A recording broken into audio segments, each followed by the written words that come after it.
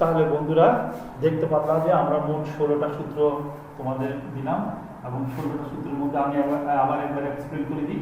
যদি ভূমি সমান হয়, পাওয়ার যদি আলাদা হয় তাহলে পাওয়ারে পাওয়ারে যোগ, যদি সম্পর্ক ভাগ হয় তাহলে পাওয়ারে পাওয়ারে কি হয়, বিয়োগ হয়। এ বির মধ্যে যদি গুণ সম্পর্ক থাকে তাহলে যার যার পাওয়ার যার যার উপরে দিয়ে দেওয়া যায়, আর যদি ভাগ সম্পর্ক থাকে তাহলে যার যার পাওয়ার দেওয়া যায়। আর যদি ব্র্যাকেট দিয়ে উপরে পাওয়ার থাকে তাহলে পাওয়ারে পাওয়ারে গুণ হয় এবং এটা পাওয়ারটা চেঞ্জও করা যায়। আবার যদি যদি ব্র্যাকেট না থাকে তাহলে সেই ক্ষেত্রে গুণ করা কোনোভাবে যাবে না।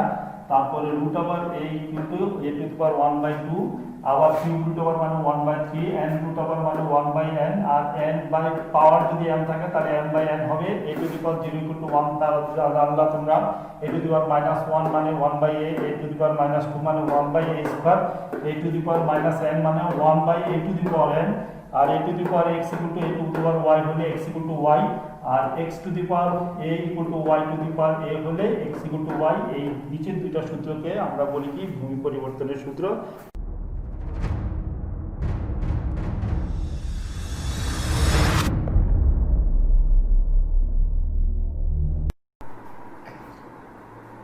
আসসালামু আলাইকুম। ইজি ম্যাথস হিয়াম আইডাল স্কুলের পক্ষ থেকে দূরের কাছের সকল বন্ধুকে শুভেচ্ছা। আজকে আমরা চমৎকার একটা ট্রিক্স নিয়ে আসলাম, যেটার নাম হলো এক্সপোনেন্ট, যেটা আমাদের অনেক জায়গায় ব্যবহার হয়, যেটাকে আমরা অনেক সময় ইন্ডেক্স নাম্বার বলি, বাংলা হলো সূচক সংখ্যা। তো বন্ধুরা, আমি যদি এখানে একটা এ লিখি তাহলে একটা প্লে নার্সারি কেজি কিন্তু বাচ্চা বলবে এ, কিন্তু উপরে একটা বাচ্চাকে যদি বলি এটা আসলে কি, তার কিন্তু ভিন্ন চোখে এটা দেখতে হবে।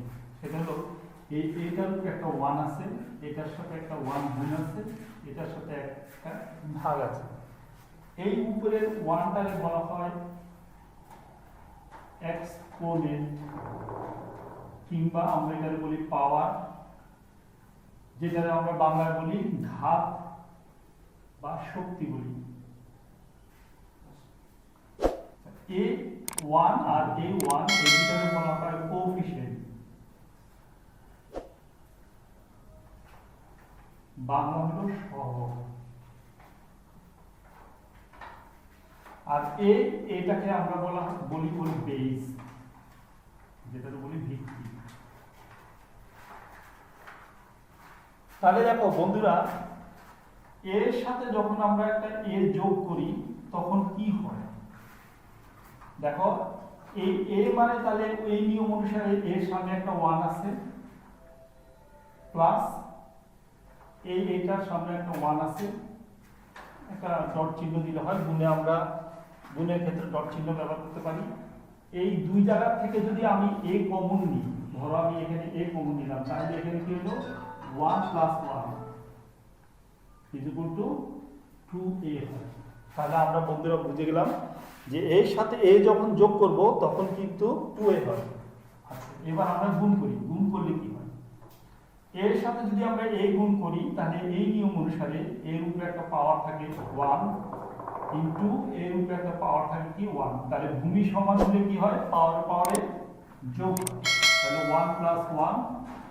এই নিয়ম অনুসারে এটা কি হয়, a স্কয়ার হয়। তাহলে দেখো বন্ধুরা, দুইটা a গুণ করলে a স্কয়ার, সেরকম আমরা যদি তিনটা a গুণ করি তাহলে এই নিয়ম অনুসারে আমরা পাবো কি a কিউব। ঠিক এইভাবে চারটা a গুণ করলে কিন্তু a টু দি পাওয়ার 4, পাঁচটা গুণ করলে কিন্তু a টু দি পাওয়ার 5।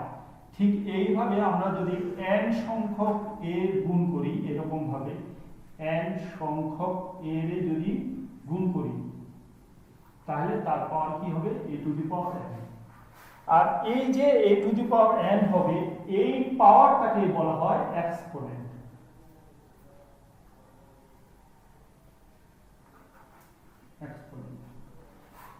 আচ্ছা, তাহলে বন্ধুরা আমরা দেখি এখানে প্রথমে আমরা দেখো a to the power 7 into a to the power 3, আমরা যদি দুইটা পাওয়ার গুণ করি, একবারে বেসিক লেভেল থেকে দেখি, সেটা হলো দেখো এখানে 7টা a আছে কিন্তু, আর গুণ এবং এখানে 3টা এ আছে, তাদের সম্পর্ক কি?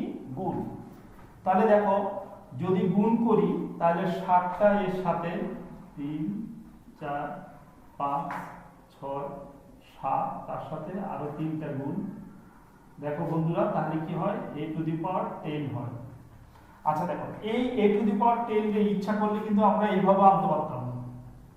দেখো এখান থেকে আনি a⁻7 + 3, তাহলে a⁻ কত হলো? 10। তার মানে আমরা বুঝলাম যে এক্সপোনেন্টের ক্ষেত্রে ভূমি যদি সমান হয় তাহলে পাওয়ারে কি হয়? যোগ হয়। আচ্ছা তার আগে আমরা কি করব? একটা স্বাভাবিক সংখ্যার সেট নিয়ে একটু আলোচনা করি, কারণ আমাদের এখানে স্বাভাবিক সংখ্যার সেটটা লাগবে। দেখো 1 2 3 4 এই ধরনের যে সংখ্যাগুলি আছে তাদেরকে আমরা বলি কি? Natural number. তাহলে আমাদের এই যে উপরের পাওয়ারগুলি আছে এই পাওয়ারগুলি সাধারণত কি? ন্যাচারাল নাম্বার, যেমন n ন্যাচারাল নাম্বার, 1 2 3 4 এগুলি সব ন্যাচারাল নাম্বার। তাহলে আমরা এখান থেকে একটা সিদ্ধান্ত পাইছি, সেই সিদ্ধান্তটা কি? সেই সিদ্ধান্তটা হলো প্রথম সূত্র আমাদের a⁻n ইনটু a⁻n, এটা এইভাবে থাকতে পারে a⁻n ইনটু a⁻, এইভাবে থাকতে পারে। যদি ভূমি সমান হয় তাহলে পাওয়ারে কি হবে? যোগ হবে। যেখানে n belongs to natural number, মানে m আর n হলো ন্যাচারাল নাম্বারের সদস্য। আচ্ছা নাম্বার 2 দেখো আগে নিয়ম অনুসারে a⁻7, একটু আগে আমি এক্সপ্লেইন করছি a⁻7 মানে কি আর a⁻3। এখন আগে কিন্তু গুণ ছিল, এখন কিন্তু ভাগ। তাহলে ভাগের ক্ষেত্রে দেখো এর যদি আমি 7টা এর গুণ করি, 7টা 4 3 7, আর নিচে আমার কয়টা আছে? 3টা। a³ মানে 3টা এর গুণফল। তাহলে 3টা এর গুণ করলেই হয়। দেখো বন্ধুরা এটার সাথে এটা কাটি, যদি আমি এই 3টা কেটে গেল, থাকলো আমার কয়টা? 4টা। তাহলে 4 এর আমরা a⁻4 লিখতে পারি।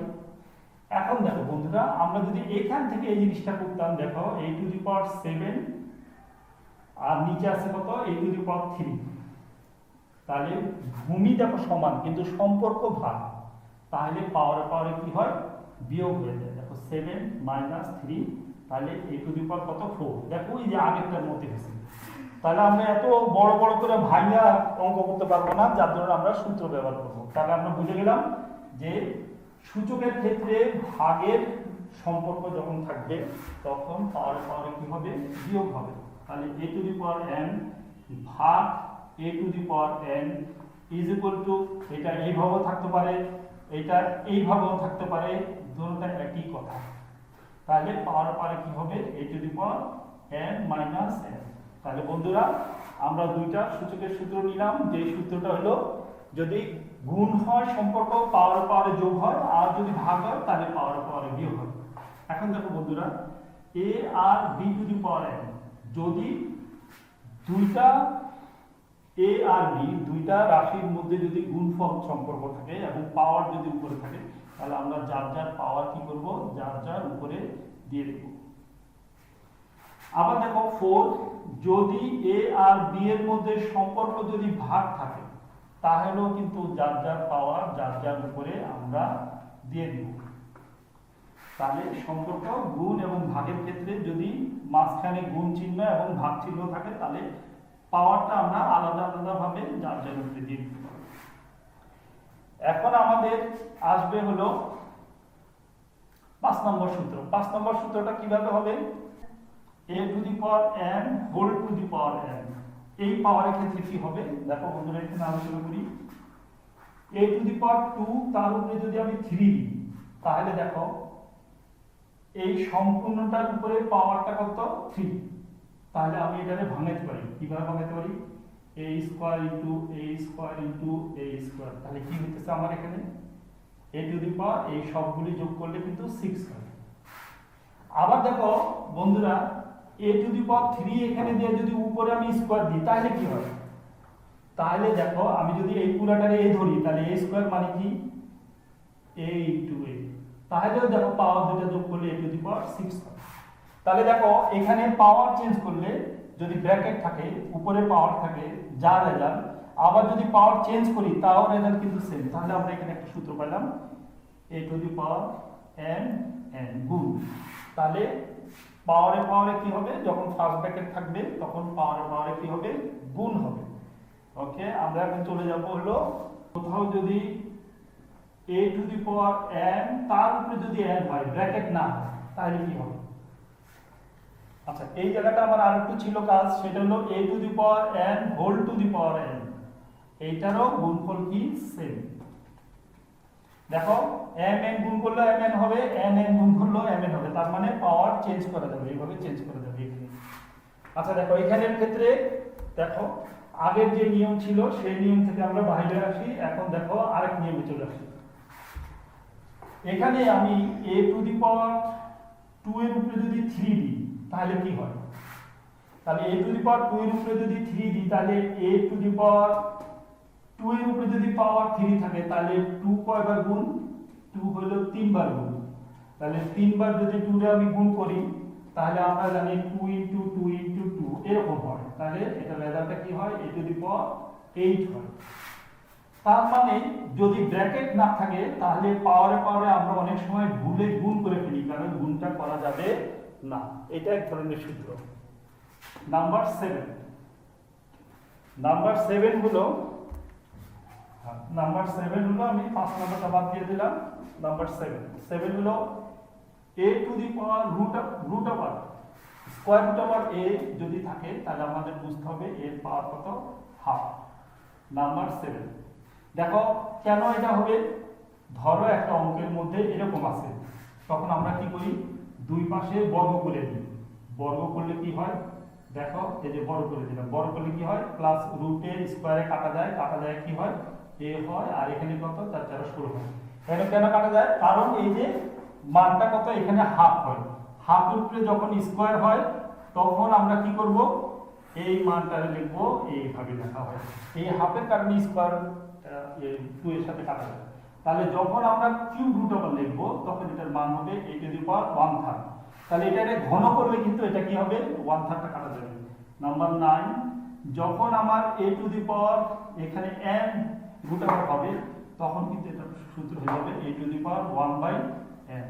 আচ্ছা নাম্বার 10 যখন থাকবে a টু দি পাওয়ার এখানে m থাকবে আর এখানে n রুট ওভার হবে তখন এটা সূত্র হবে a to the power m/n। তুমি এটা ভাঙা দেখো, ভাঙা দেখলে বুঝতে পারবে, কিংবা আমি তোমার ভাঙাই দিই, দেখো এটা কিভাবে হয়। n root over a to the power m is equal to a to the power m, এটার মান হলো 1/n। তাহলে এই নিয়ম অনুসারে পাওয়ার পাওয়ারে আমার 5 নম্বরের নিয়ম অনুসারে পাওয়ার পাওয়ারে গুণ হবে, গুণ হলে 1 যায় m এর সাথে হবে m/n, এই হলো নিয়ম।